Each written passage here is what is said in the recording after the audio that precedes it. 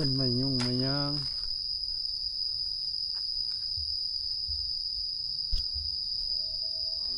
ยุ่งหลาย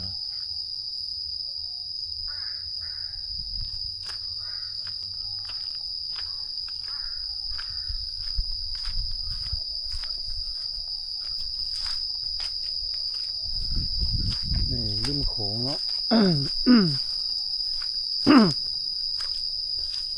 นิดตามต้นไม้ก็จะมีป้ายเตือนเนาะป้ายธรรมะเตือนสติต่างๆพระอาจารย์ จะมาเป็นคำพุทธประสิทธิ์ของหลวงปู่ชาเนาะพุทโธเราจากในนี่คือศาลาเข้มของศาลาริมโขงเนาะเฮ็ดสร้างไว้คล้ายๆกับศาลาอันค่ายส่งหลวงพ่อบางเนาะเล่าหลวงพ่อบางจะมีคำขวัญเพิ่นติดไว้โอ้ต้นใหม่บักใหญ่เลย ก็ท้องเข้าไปบักใหญ่เลยเบิ่งมันคือน้อยแล้วทายแต่ว่าเบิ่งตัวจริงบักใหญ่เลย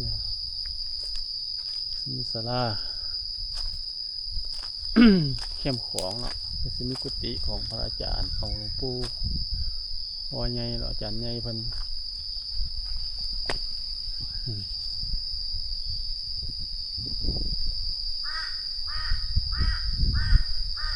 วัดป่าเนาะเป็นวัดป่ามีวัดที่สงบร่มเย็น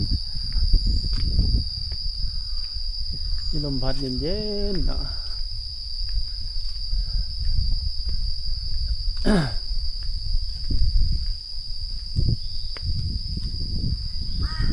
เป็น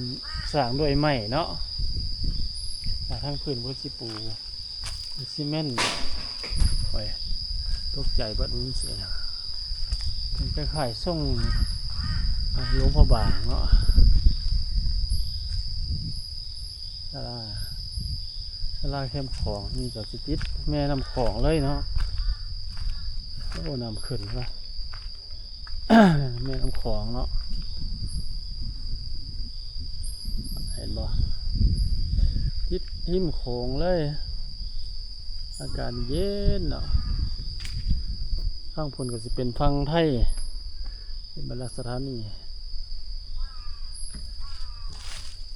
เป็นบ้านโพไซอำเภอดันตานจังหวัดมุกดาหาร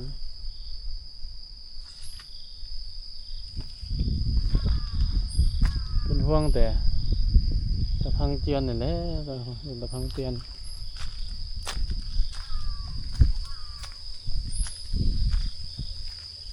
อากาศลมเย็นพี่น้องพูดเลย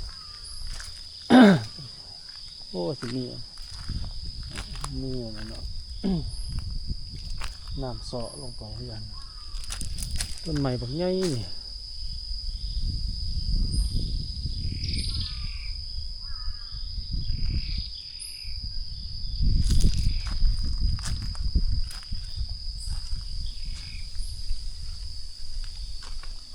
โอ้เนาะ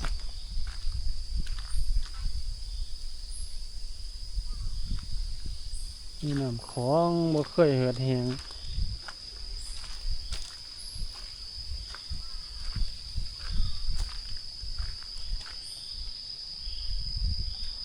ปัญจวัคคีย์นะเพิ่นสั่งไว้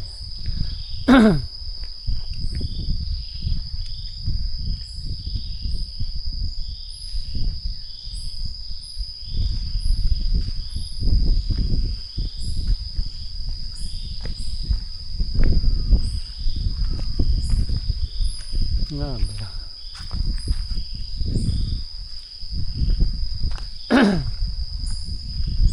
สวยงาม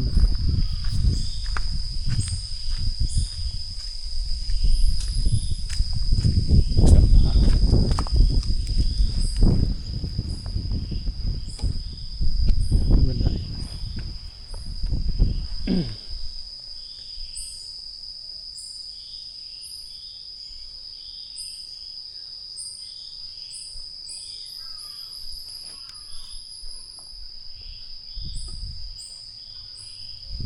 ตู้บริจาคเนาะ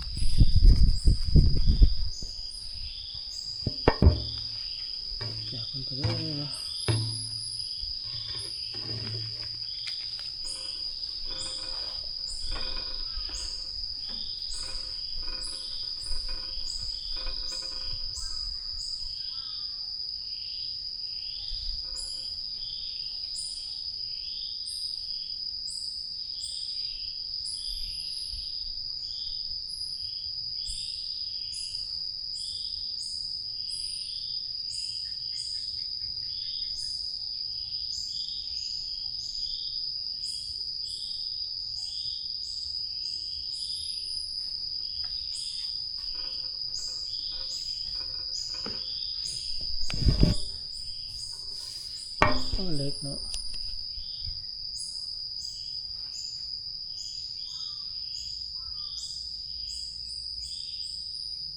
หลวงปู่ซ่าและหลวงปู่เหลี่ยมเนาะพระนักคนปฏิบัติดีปฏิบัติชอบเคารพ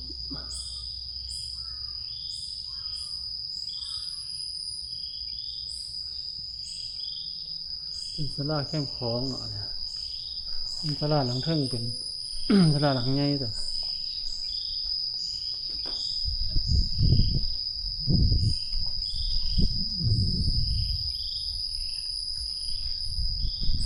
ธรรมชาติลมลื่นพี่น้อง